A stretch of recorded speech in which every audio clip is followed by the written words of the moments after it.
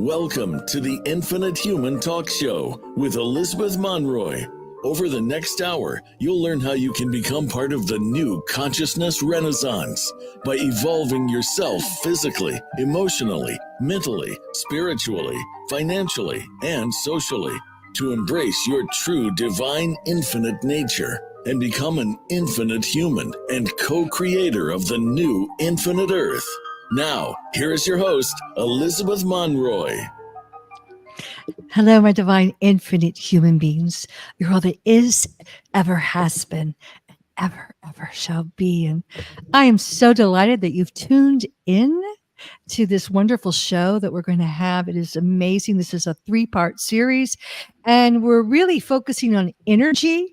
And as I said, I always get the downloads, from Infinite Source of what I'm supposed to talk about. And it was definitely energy this time. The world is gone crazy, in case you haven't noticed. And if you haven't noticed, good for you, because it's something, it's a distraction, and you really don't want to pay your attention to all the stuff that's going out there. And I've talked a lot about that in the earlier broadcasts, about, the whole social media now with the AI. You don't even know, you can't trust your eyes anymore. You don't know what you're hearing, but energy does not lie. And as I was getting this, theme that was coming to me, and getting that we really need to start focusing on energy and learning how to work with it, this amazing woman came into my field, my holographic template, and her name is Faye Simple, and she is amazing. I've been watching everything I can of her videos. She's from England, and of course, if anyone knows anything about ley lines, there's probably more ley line intersections in the UK than any other place on the planet, and so she knows a lot about that. She's a spiritual entrepreneur, psychic, wisdom holder of earth magic, nature lover, geomancer, dowser, which I'm so fascinated by, and a mother of 2, and perpetually curious seeker of knowledge and learning, which is great. Her gift is enabling women to work with their higher selves, energy, and spirit at the deepest level to co-create a reality that supports them in their success. And last week, if you didn't join in, it was probably the most hijacked video I've ever done, and the theme was that the women are going to give birth to the new earth. So empowering women seems to be, a highly controversial topic. So greetings, Faye. Welcome. So wonderful to have you. Thank you very much for having me. It's a joy to be here. I'm delighted to chat with you this evening. It's going to be great. Great. Thank you so much. Now I have a million questions that I've written down, and I just love what you're doing. I love your work. So I think let's just start with like ley lines. I saw you talk about that. What are ley lines, or dragon lines, or key lines, nodes, dragon nodes? Could you just give us kind of get us started on what that is? Yeah. We live on this beautiful planet, Gaia, which is a living entity. And as in all living entities, she has an energy blueprint, just as we have an energy blueprint within our body of our aura, our chakra system, meridian lines, so does the earth. And ley lines, or energy lines, are part of the energetic blueprint of the earth. They're part of her energetic consciousness, her energetic systems. And they also match the sort of geometry of the earth. What makes the earth a sphere is a set of symmetrical patterns. And energy lines that we dowse across the landscape correspond to the geometry that makes the earth possible, but also to her consciousness. So it's a way of tapping in to really the spirit of the earth. And we have been dowsing these and working with these lines really all throughout history. Our ancient sacred sites are noted on them. Our seats of power are positioned where these lines cross, which are nodal points. So we've had this innate knowledge that there are special places in the landscape. And I think we all feel that now. We all know when we've gone somewhere that's really special. And by tapping into these energies, we can actually make our own lives better. We can make sure that the activities and the things that we do have a greater chance of coming to perfect fulfillment of being prosperous or happy, and that our societies are more cohesive and caring. And we have sort of lost that connection. And I think that taps into what you were saying earlier on. You know, the world is a crazy place right now. And I think that we are seeing this fracture between what society is becoming and our connection to the earth. And so we influence and they influence us because it's consciousness. When you live on ley lines, you know, you can either contribute positive or even pull up the negative if they've been kind of polluted, I would say, or you know, or well, that's a whole nother story, but there's a Yeah. bio kind of feed back and forth between where you live, the ley lines where you live. And can you talk a little bit about that? Yeah. You say it so well, by the way. I love the way you explained it. We're in this like feedback loop with the earth. We influence the earth's energy, and the earth's energy influences us. We're in a relationship with it. So we can concentrate on energy lays or ley lines, but every part of the earth, your home, everywhere you walk, has this feedback loop, which we pick up on through our pineal gland. And how we are feeling, our negative energy or our happiness gets carried down these energy lines. But therefore, we can also pick up on other atmospheres and moods and things. I mean, in the recent weeks, because I work with people working with energy in place, we have all noticed there's really sort of dark, malevolent, almost evil energy coming into the energy grids. At the same time, they're expanding. There's huge shifts in the energy grids at the moment, but we're also experiencing the sort of distress within humankind and the earth's distress at our lack of relationship with her. So we're very much in a relationship with place, a relationship with all the forms of energy in the landscape and the relationship with those consciousnesses.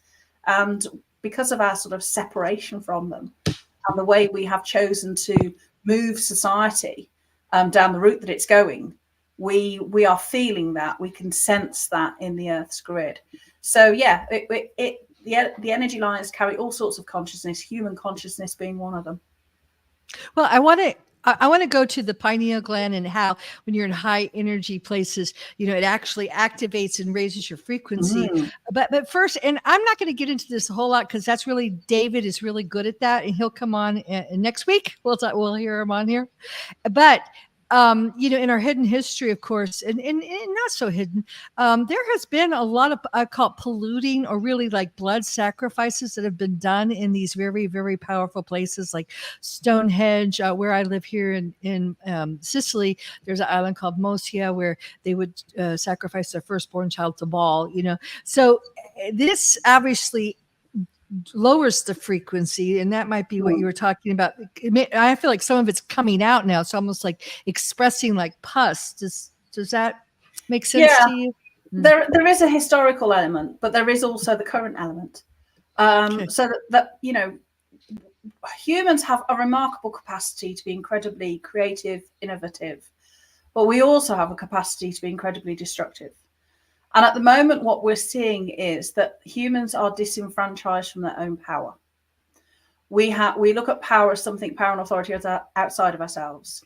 And often our first experience of power is power over us, control, manipulation of power. So we have a very dysfunctional relationship with our own power. And when we're not in our own power, we are more open to undue influences, whether that's historical, religion, or current now in the political climate and the ideology that's going on in the world. That is very much part of what's going on at the moment. So we can look at the past, because we've always done terrible things, and we probably always will. We've got two sides to us. We can choose to be light, or we can choose to be dark. So there's a lot of negativity that is both path, but is also present at the moment.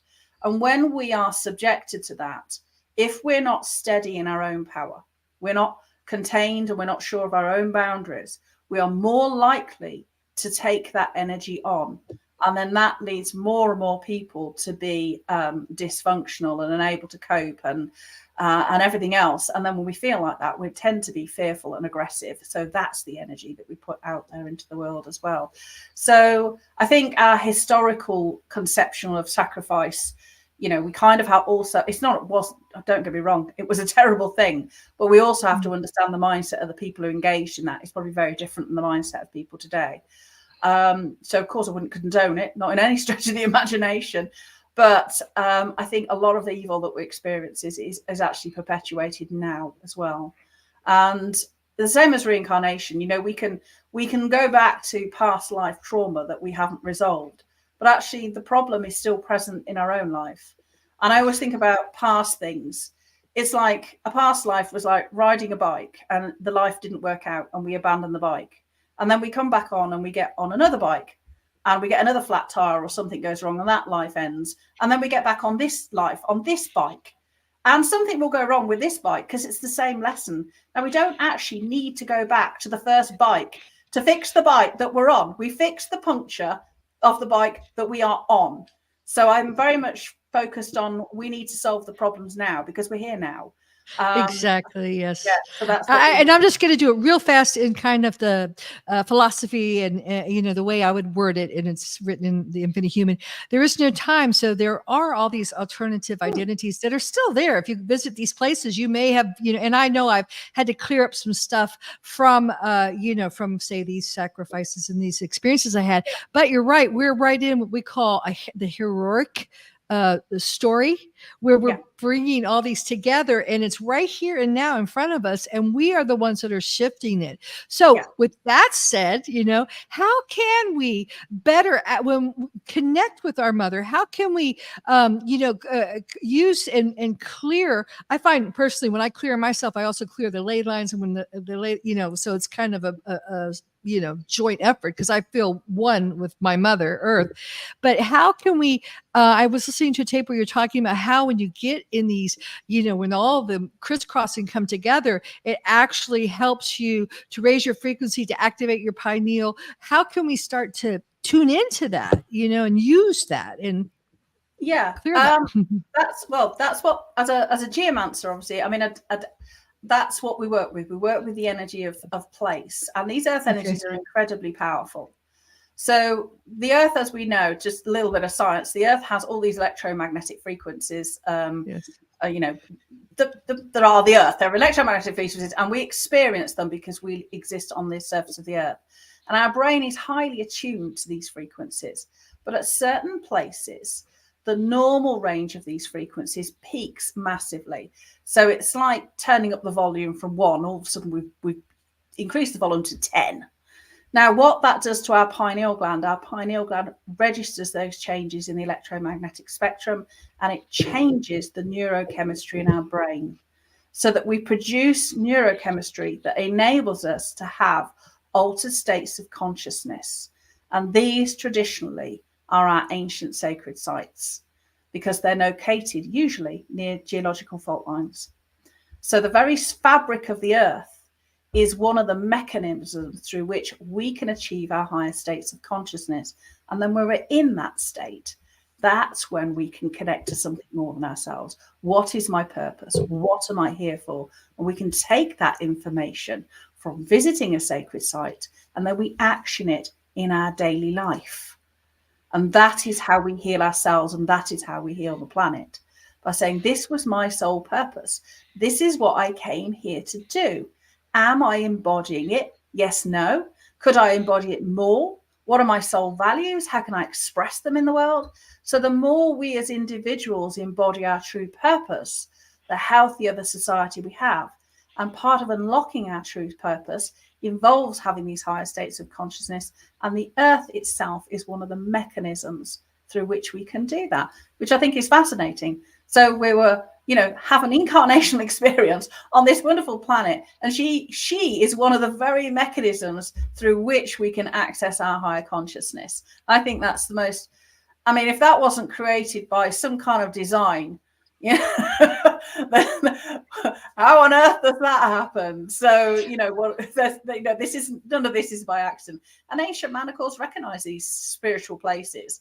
They don't have to have an ancient monument on them. They're just known by peoples that this is a special mountain, this is a special river valley. Whether we decided to build a sacred structure on it, is a separate thing. But these special places exist within the landscape, and that's how we can use them. We have sacred spaces to give us this insight and knowledge, and then we have our secular spaces where we live and work, where we take that knowledge and do something meaningful with it.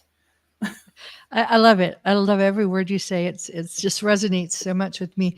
And now I noticed when you were talking about dowsing, it was fascinating. I watched you dowsing over a map and everything. And you talked about how some people saw straight lines and some people saw wavy lines. And then, of course, that's the electromagnetic in play. And, we've already talked earlier about how everything is originally, for those that know the Partike Particum, the original trifold of electromagnetic, masculine, feminine, is the creation. So could you talk just a little bit more about that? The ley lines being electromagnetic and curvy and straight. Yeah, there is an electromagnetic component to a lot of energy lines. There's also a sound component, but let's just deal with the electromagnetic lines. Cool. So anybody who knows anything about electromagneticity knows that you have a horizontal and a y-axis. So electricity will go on the going to get it the wrong way now, but you know what I mean. Electricity is going to go on the vertical axis, and magnetism is going to go on the horizontal axis. So from above, one of them will look like a straight line, and one of them will look like a wavy line.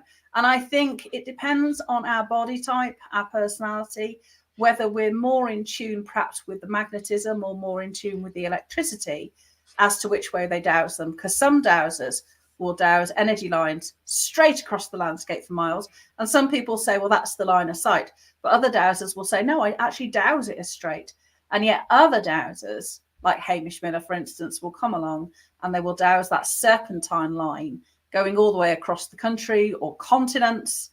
So I think it's very much down to our individual sensitivity to these energies.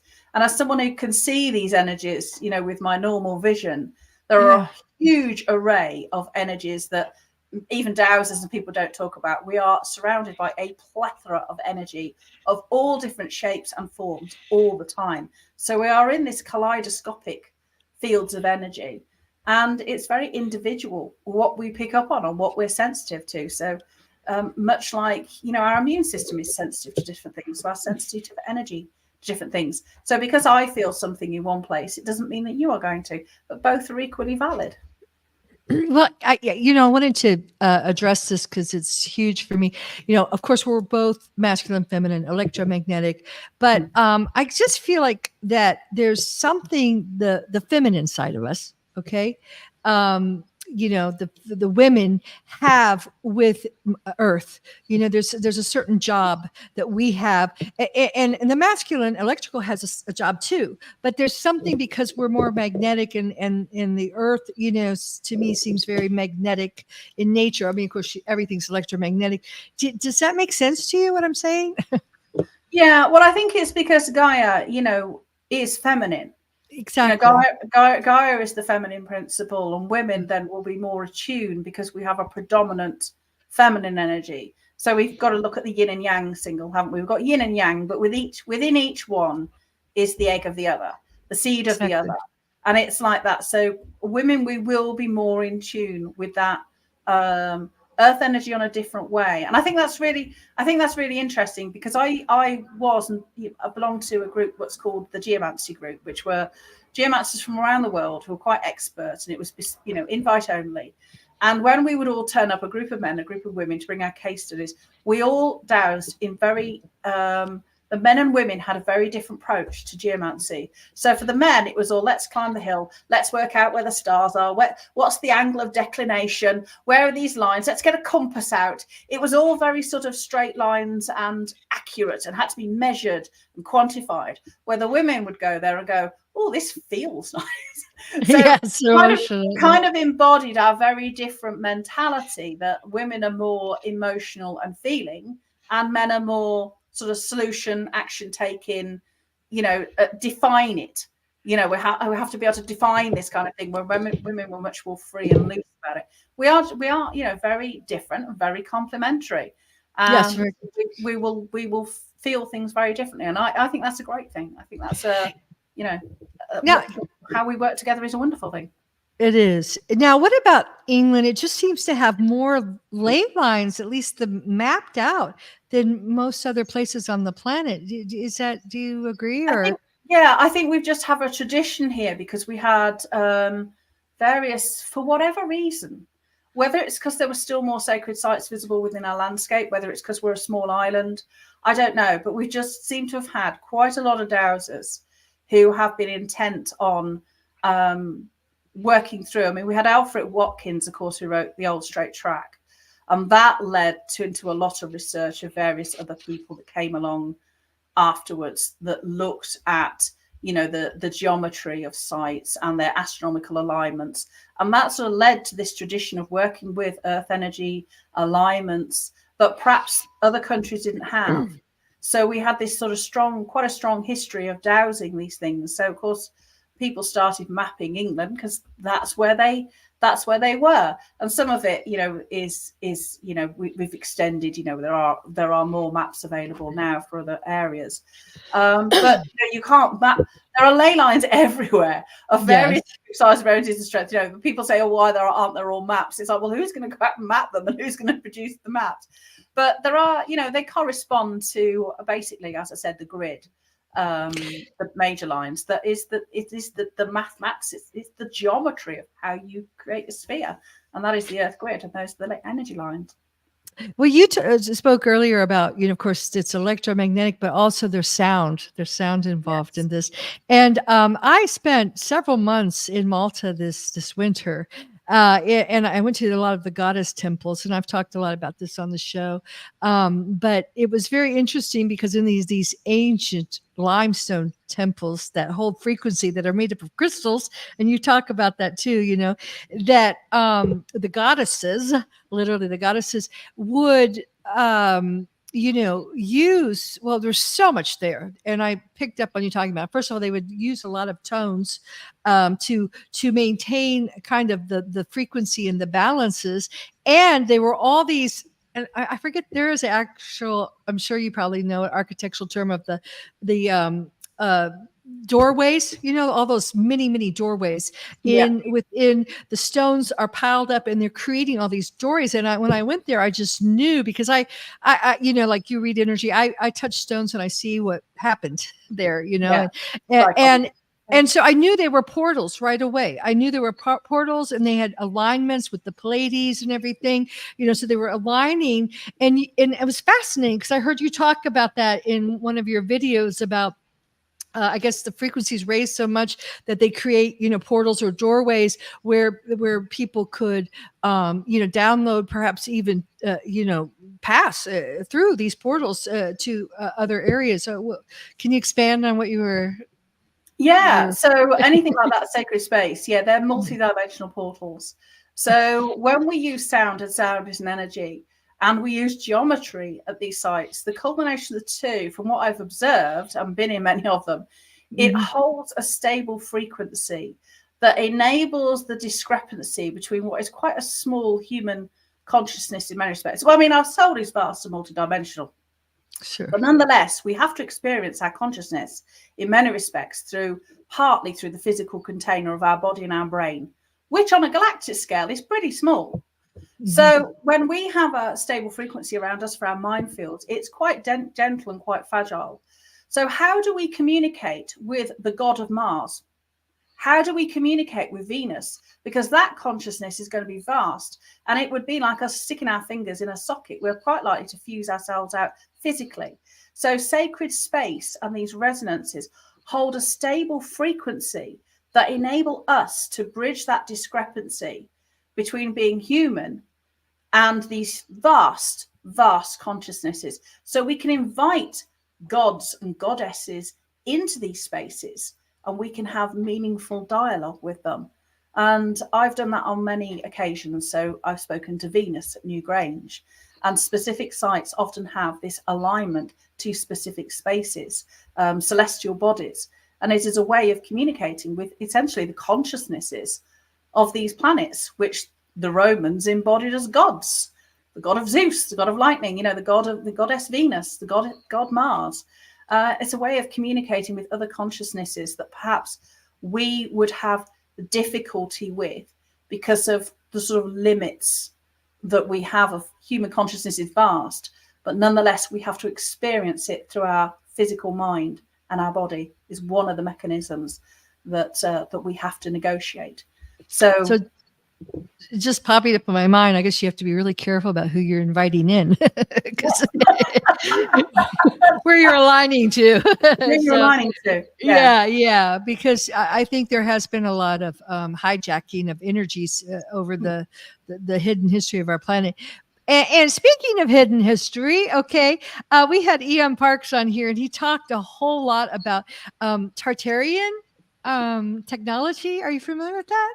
I'm not too familiar, I have to confess, but you will love it. You will love it. You really have to get into it, because basically, it goes into our hidden history of that the Earth before it became Gaia. Actually, Tara was much larger, and hence Tartarian architecture and all these cathedrals that you see that they claim they're Catholic, and all these ancient, you know, they were resonating chambers that were used when at the time when we understood the ley lines and how to work with them, and they're on these sites where the energies, you know, are acclimated, and the crosses are not crosses, they're actually antennas that pull from the ether and the electrical level that is higher up, and would dispense it through the domes and like I was in a rotundo in Malta. I mean, there's a lot of them all around the planet that you just feel the energy when you walk in. You feel really good. I'm in Catholic land here, so we have a lot of those cathedrals where you just feel great when you're in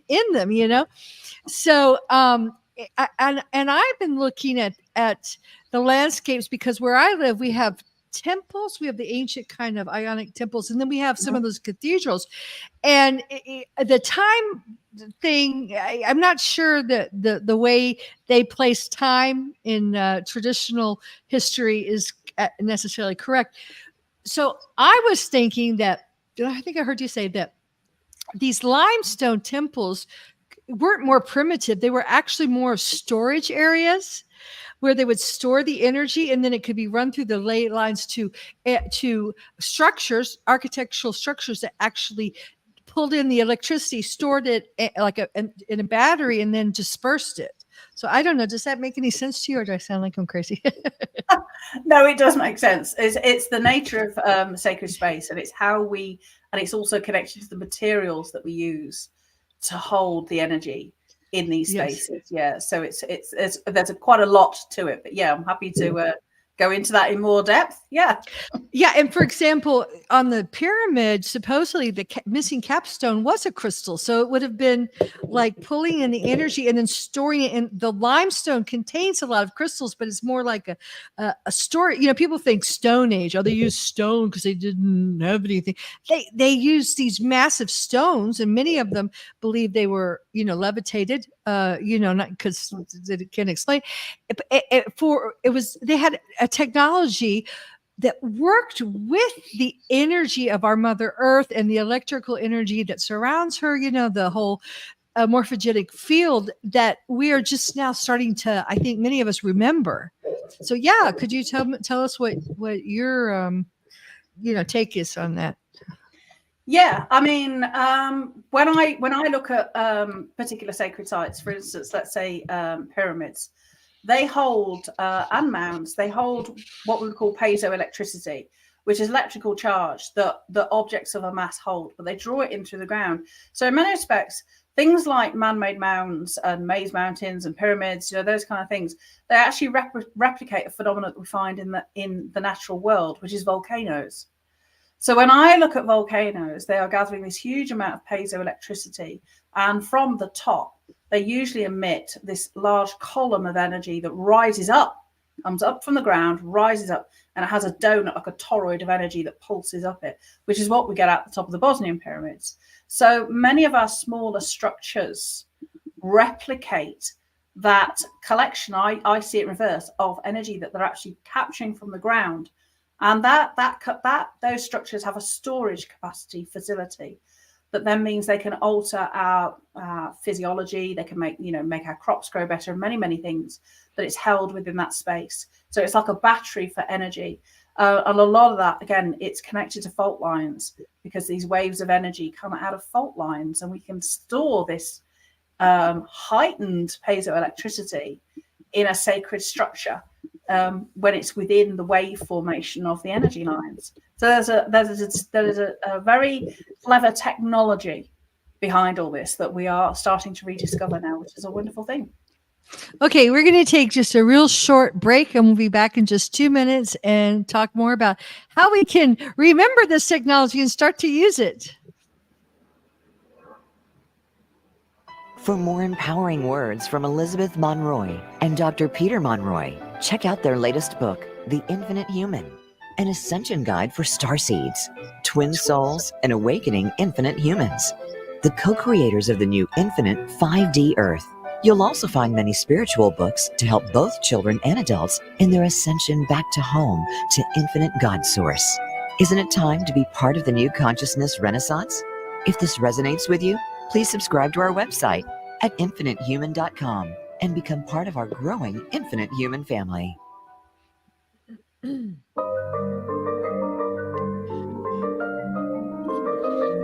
Welcome back to the Infinite Human Talk Show with your host, Elizabeth Monroy. Do you have a question or comment for Elizabeth or her guests? Please call us at 888-346-9141. That's 888-346-9141.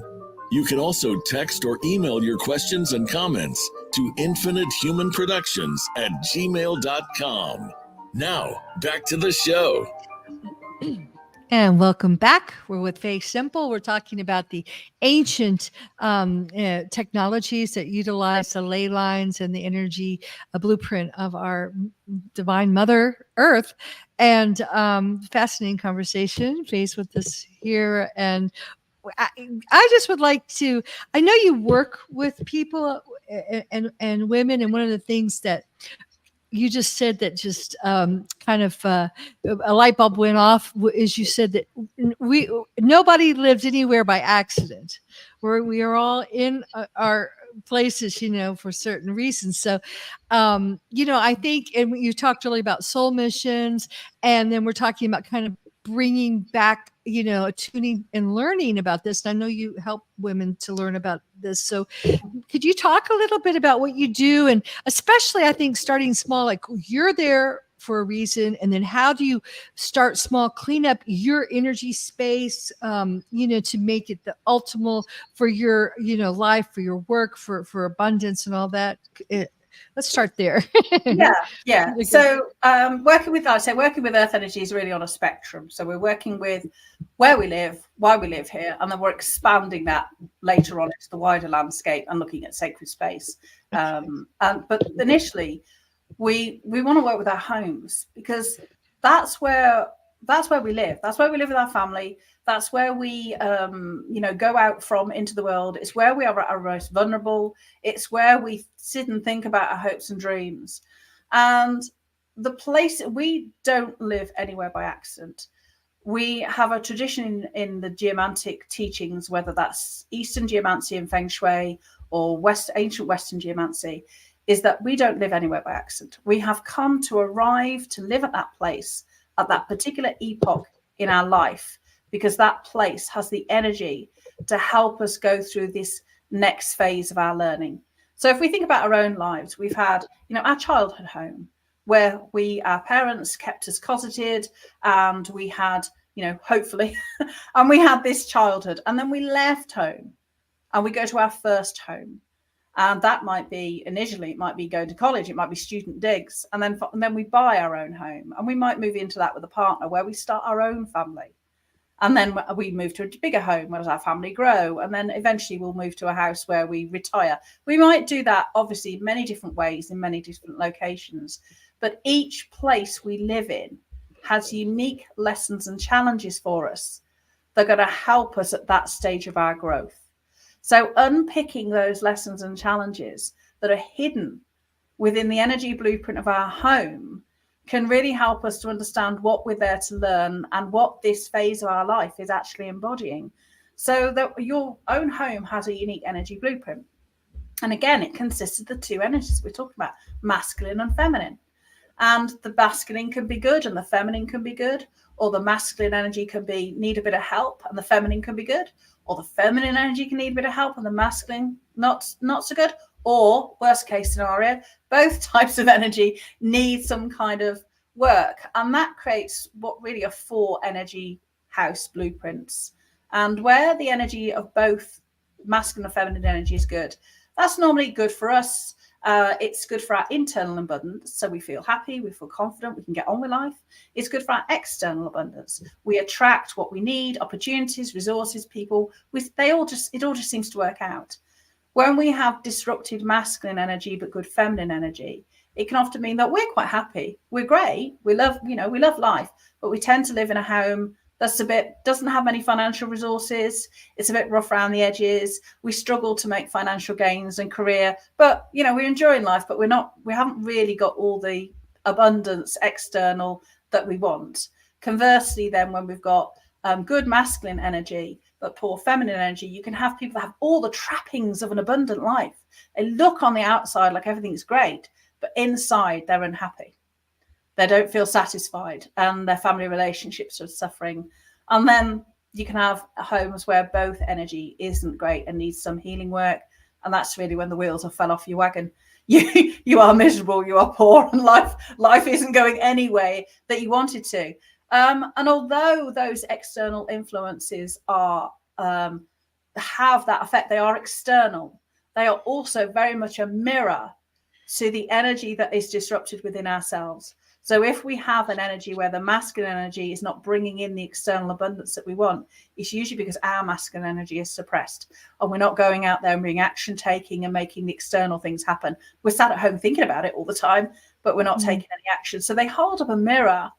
And that can also be expressed. It's kind of expressed in the landscape, the building, how it sits together.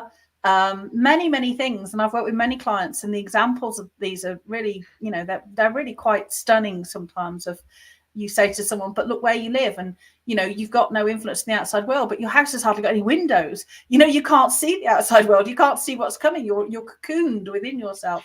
So we can work with that energy blueprint, and we work with the energy itself. So we apply remedies to these energies, but that by unpicking that, it also means we have to go on this internal journey of where am I in my energy? Why have I come to live at this place at this time? What is it telling me? Okay, it's telling me that I've got, I'm not action taking enough, or it's telling me that I'm very out there and actiony in the world, but I'm not dealing with my own mental or emotional difficulties or problems or health. That's then how we can start to work with ourselves, and we use our home as a mechanism to do it. So I think it's a really, and we work with the spirit of our home because our home has its own consciousness. So we can work with the spirit of anything. So working with the spirit of your home, the spirit of place, the spirit of your business, whatever it may be, means that we can tap into this energetic blueprint for the perfect unfolding of your life, your home, your business at this time. So we have, a map essentially to work with to get us where we want to be. So yes, well said. So you help people do that. You actually can go to sites and help people clear up the energy, or you do courses, and in helping people to change their energy, shift their energy. I have various programs. So I have a self-study program where people can learn pendulum dowsing, because that's something they can learn very easily. So that enables them to start asking questions about the energy in your home. Because if you can't see it, how else are you going to find these things out? So pendulum dowsing is a way of tapping into our unconscious knowing, but giving us really clear answers, because we ask these carefully framed, concise questions. Don't get me wrong, I love oracle cards and all the rest of it, but there's times when we have to interpret that. And we may doubt our own interpretation. We're looking for a yes or no answer. And that's what dowsing gives us. And then I've got a course really focused solely on the home called Sanctuary, which is about really working on the energy of the home. And then I've got a wider course, which is really teaching people the ancient art of geomancy, which is looking at the home, their landscape, and creating sacred space through sacred structure.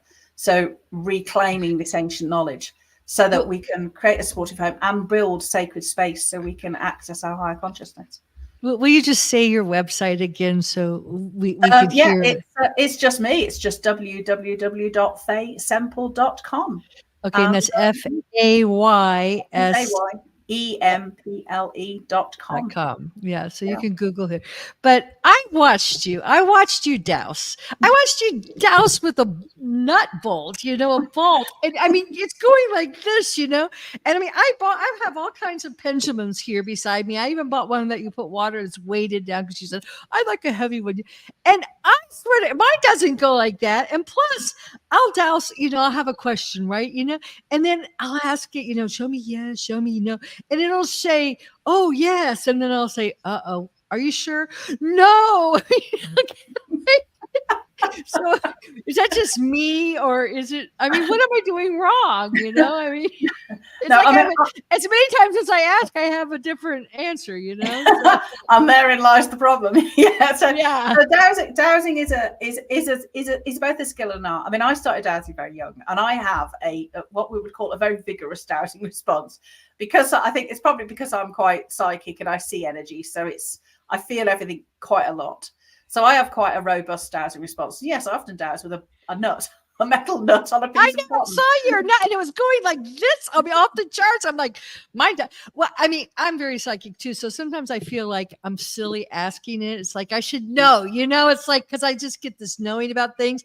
But then I like second guess myself, and that's probably the problem, right? Yeah. Because I'm like, well, I don't know. Let me make sure, and then I'm like, wait. Yeah. Pushing it or something, that's the problem. Is that there are a few things when it comes to dowsing. We have to be really clear on what our intention is for the questions that we're asking. We really have to ask concise, explicit, and unambiguous questions. So it's no good, for instance, when people look at food and ask a question like, is this good for me? Well, define good. Who's to say? We have to say, would it benefit my health for me to eat more apples? And then we can, that is a question that only has a yes or no answer. So the sort of can I, may I, should I are all very vague and actually hand over your power to somebody else. So I don't teach dowsing in that way. So we have to learn the art of question forming to get a yes or no answer. And we have to really ensure that our focus is on the question and not let our mind go, I wonder if it's going to be X, or I wonder if it's going to be no. Because as soon as we start doing that, we start influencing the response. And then we ask qualifying questions. So we get our yes or no answer. We create a series of questions to get where we want to be. And then to ensure that we're correct, we can ask qualifying questions, which are things along the lines of, have I misunderstood the information in any way? Yes or no. Am I missing any information in any way? Yes or no. And that enables us to stay on track. But it is all about our focus, our intention, and knowing ultimately that we are seeking the truth, because only the truth will set us free. But we are very good at looking for a convenient answer that doesn't actually put us to any trouble. Yeah, I think that sounds so good. I mean, it sounds like something I really need because, I'll just ask like major questions like, should I buy this, this house, or should I, and then I'll have all these emotions, like, well, what if I, and you're right. It sounds like you can teach people how to break it down, baby steps and then you learn about yourself. You learn how you react to things because it's really just you telling this instrument what to tell yourself. I mean, the dowsing instrument it's just a tool. So when we ask a dowsing question, if we look at mind fields, which are a registered field of energy that our mind emits, when we think a question, our brain emits this field of energy that goes out there into the universe.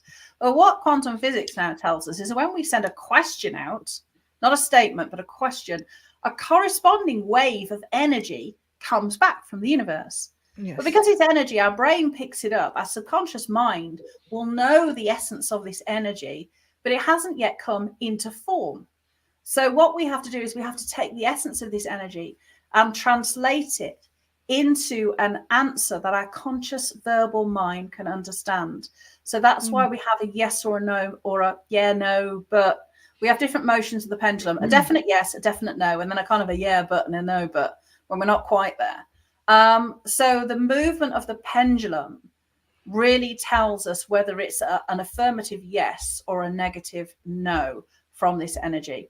But it is down to intelligent questions for us to really pull from that energy what we're looking for, which is why we have to be so careful in what we're asking and follow an intentional thread. Yeah, that helps me a lot because now I realize, because I just, usually I'm in very high dimensions and I just have this inner knowingness about everything. Once in a while I hit a hiccup, and when I get that hiccup, it's usually probably because I'm breaking, because I don't want to know, obviously. And then I get a little anxious, and then that's when I'll look to external things. So I'm like looking at my Benjamin, and when you put on the brakes energetically, because you're saying, I don't know if I want to know the answer to this, and we don't realize that's what we're doing, probably, right? Yeah, and then that breaks the flow. So rather than asking things like, should I buy? I don't know. Should I buy this? Huge I was going to buy this whole huge New Earth community agriculturismo, we call them, and I'm like, I know about this because things were coming up. Should I buy it? I was so nervous about it.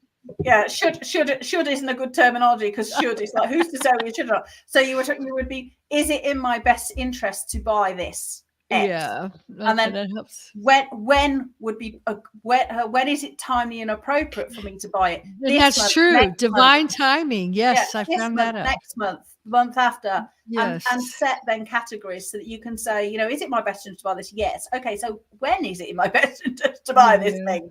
And we can do it that way. So there's lots of different questioning we can do. So, sometimes people do lump big questions together. They'll say things like, should I move and live with my sister?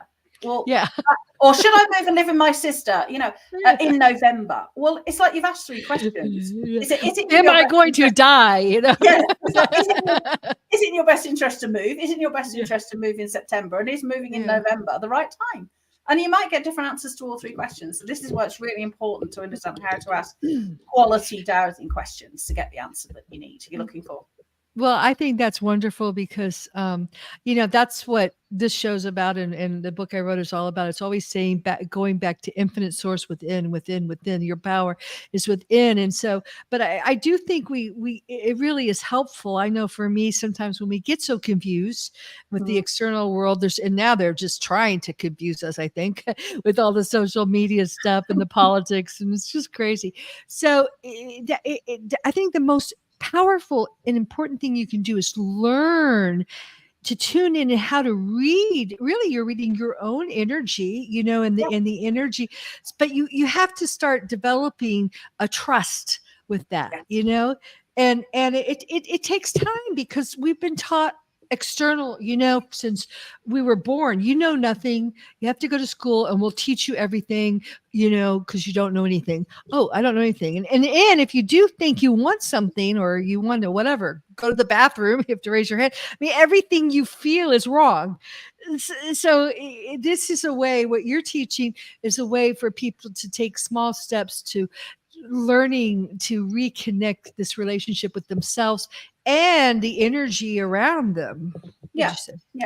Because our soul, we decided to have an incarnational experience, this vast and multi-dimensional experience, which is probably having many simultaneous lives. As you said, there's no such thing as past, present, and future, which is the smorgasbord of everything. So, but I am only aware of being me. I know my soul is vast and multidimensional. I can try and gain insights, but ultimately I am only aware of being Faye. And with that comes limitations. It comes with a worldview that's based on my history, my family, my learned experiences, and all those kind of things. And inevitably, we do listen to our guts sometimes, and sometimes we misinterpret it and we make mistakes. So then that leads us to think, an external influence, there's other people telling us, oh, that's not right. So we can develop a distrust of our own instinct sometimes. And, we can override it, so it leads ourselves down to disaster. And although we might know we've overwritten our gut, the primary link in our subconscious is gut equals disaster. We don't necessarily acknowledge the fact, or even if we do acknowledge the fact that we have overridden our gut, still the psychological link is gut equals disaster once we've made a terrible mistake.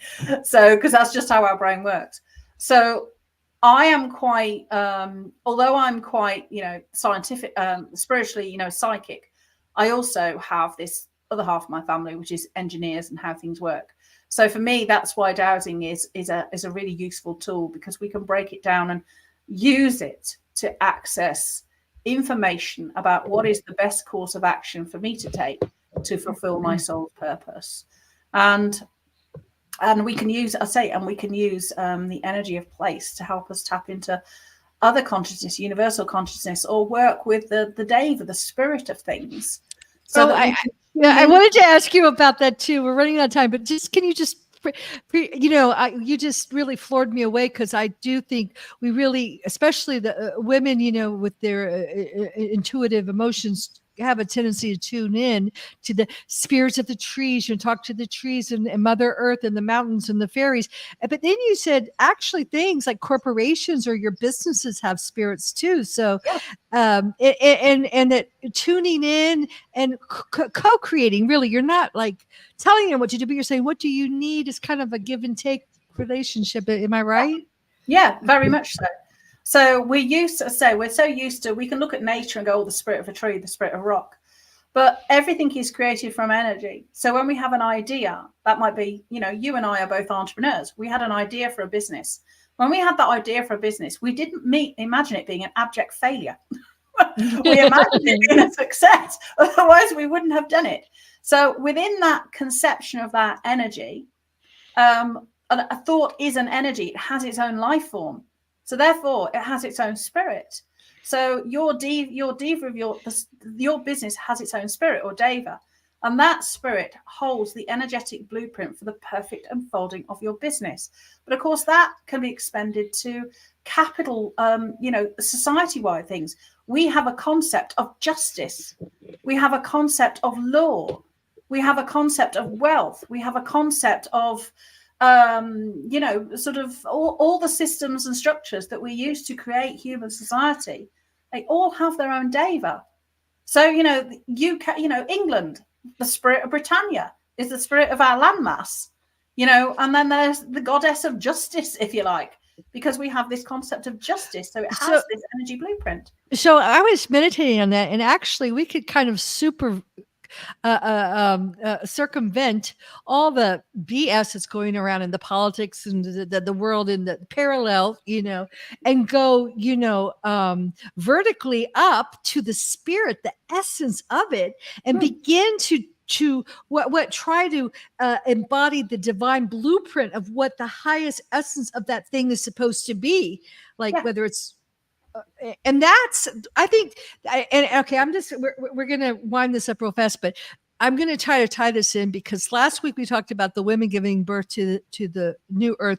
And again, we're electromagnetic and we need both, obviously, so we need to are both the masculine and the feminine.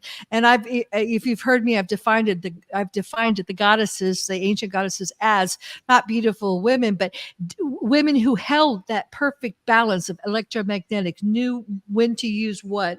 And so what I see happening is that's how to begin to tune into energy, okay, rather than what the external world, the inner energy, not only of yourself, so you can learn to trust yourself, but the Deva spirits of what we want to have happen, the new earth, how we want it to be in the blueprint, us, our divine blueprint, the businesses or the soul missions that we're embodying. Okay, you agree with that? Do you agree? Yeah, I do. We live in what I call many nested energy ecologies. So it's my energy, my family, my business, my town, my community. They're all in relationship together, and they all have Deva. They all have spirit. So we can work with these energies, and they will help us grow as people, because we will face challenges and lessons, and they encourage us to increase our capacity to bring these things into being. And that necessitates us being who we came here to be, because otherwise we will not have the capacity to bring these things into being. So it supports life, humanity, society, everything else, and it enables us simultaneously to be the best version of ourselves. It's a win-win. I love it. Win-win. That's the future, I think, with the divine feminine, the eternal mother kind of coming into essence, because it's all about win-win, not competitive. And thank you so much. I just resonate so much with what you say. Now, can you just tell us again, how we get in touch with you, some of the things you do, so we won't, so because I know a lot of people will resonate with this and want to be able to reach out to you. Yeah, so if you just Google Faye Semple, Faysemple, you'll find my website. You can also find me on Facebook, of course. And you can find out more about dowsing, working with the energy of your home, or intensive geomancy to reclaim our lost knowledge of the landscape and what all the marvelous things we can do with it to bring our lives to fulfillment and give value to the world. Okay, thank you so much. And she's coming back next week with David Emery, and we're going to be talking about this in a little bit more detail and focusing more on the ascension aspect and what an amazing time we live in. So thank you for tuning in so much, you precious souls. I really appreciate you so much. And we'll see you next week. Ciao and now.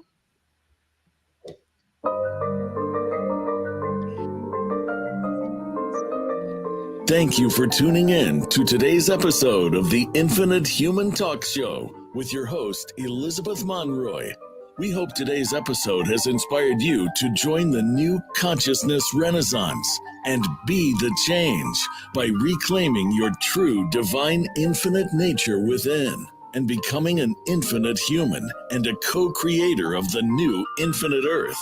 Tune in next week for another empowering episode.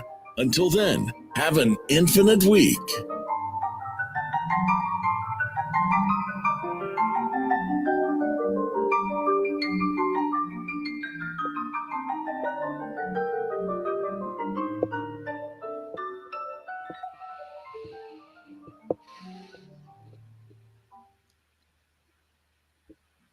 All right, great job. Good show. We're clear.